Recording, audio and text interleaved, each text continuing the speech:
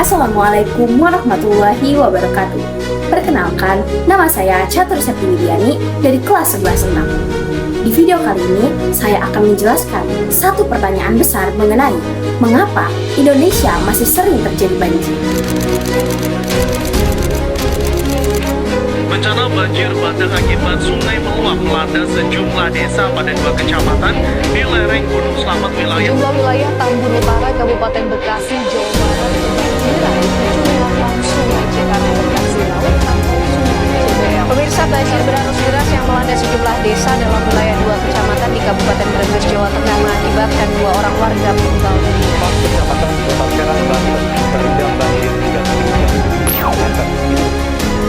Teman-teman semuanya, tentu kita semua tahu bahwa Indonesia merupakan negara kepulauan tropis.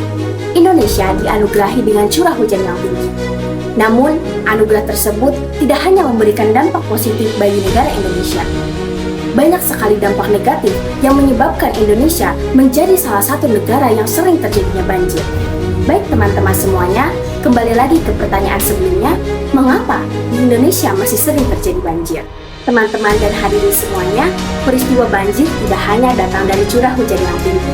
Peristiwa banjir terjadi akibat adanya peluapan air sungai yang disebabkan oleh pembuangan sampah sembarangan. Kesadaran masyarakat yang masih rendah akan membuang sampah kepada tempatnya menjadi salah satu faktor utama terjadinya banjir. Selain itu, deforestasi lahan atau penggundulan hutan yang menyebabkan Indonesia sering terjadi banjir. Salah satu contoh fenomena banjir terbesar di Indonesia terjadi pada tanggal 27 November 2025 yang terjadi di Kabupaten atau Kota Provinsi Aceh. Teman-teman semuanya, fenomena banjir ini bisa terjadi diutamakan karena curah hujan yang tinggi dan cuaca yang ekstrim. Tapi, apakah hanya itu faktor pendukung yang menjadi terjadinya banjir? Atau adakah faktor lain yang menyebabkan fenomena banjir ini menjadi semakin parah? Untuk itu teman-teman semuanya, tujuan saya membuat video ini yaitu untuk menjelaskan apa saja faktor yang menyebabkan terjadinya fenomena banjir besar yang terjadi di Kabupaten Aceh atau Provinsi Aceh. I think I've seen this film before, and I didn't like the ending.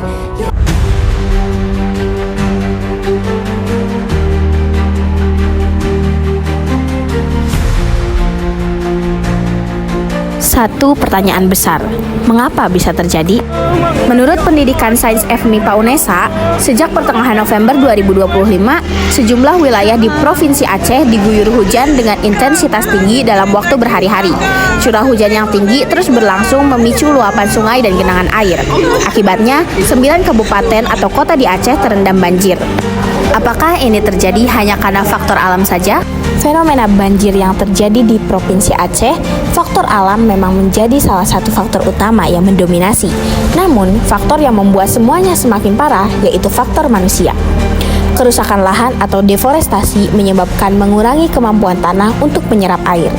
Selain itu, perilaku masyarakat yang membuang sampah ke sungai membuat saluran air sungai tersumbat. Setelah membahas mengenai faktor apa saja yang menyebabkan fenomena banjir, lalu dampak apa saja sih yang akan dirasakan oleh masyarakat, lingkungan, dan pembangunan? Yang pertama, dampak terhadap masyarakat, yaitu kelumpuhan sosial ekonomi yang membuat masyarakat harus kehilangan harta bendanya serta harus mengungsi. Yang kedua, dampak bagi lingkungan yaitu kerusakan alam dan banyaknya sampah kayu sisa banjir. Dan yang terakhir, dampak terhadap pembangunan yaitu rusaknya infrastruktur dan fasilitas umum yang harus tutup untuk sementara waktu.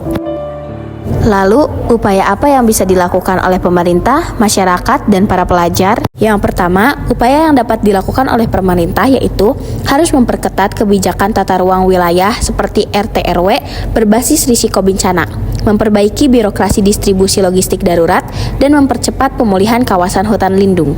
Lalu, upaya masyarakat yaitu meningkatkan kesadaran kolektif untuk menjaga kelestarian hutan serta tidak membuang sampah ke saluran air. Dan yang terakhir untuk pelajar yaitu dengan cara aktif mempelajari manajemen bencana, mengikuti simulasi tanggap darurat di sekolah atau kampus. Lalu bentuk mitigasi apa yang dapat dilakukan oleh pemerintah? Yang pertama yaitu mitigasi struktural yaitu fisik dengan cara membangun tanggul agar sungai tidak mudah meluap. Yang kedua secara non struktural yaitu dengan cara menerapkan penegakan hukum kepada pihak-pihak yang melanggar aturan. Baik teman-teman semuanya, kesimpulan yang dapat kita ambil dari peristiwa banjir yang terjadi di kabupaten atau kota provinsi di Aceh itu tidak hanya terjadi karena faktor alam saja, mengenai ada campur tangan manusia juga yang membuat keadaan semakin memparah. Semoga video ini bisa bermanfaat untuk kalian dan menjadi inspirasi untuk kalian bahwa menjaga alam itu tidak hanya menguntungkan bagi kita saja. Semoga ya video yang saya sampaikan ada manfaatnya. Wassalamualaikum warahmatullahi wabarakatuh.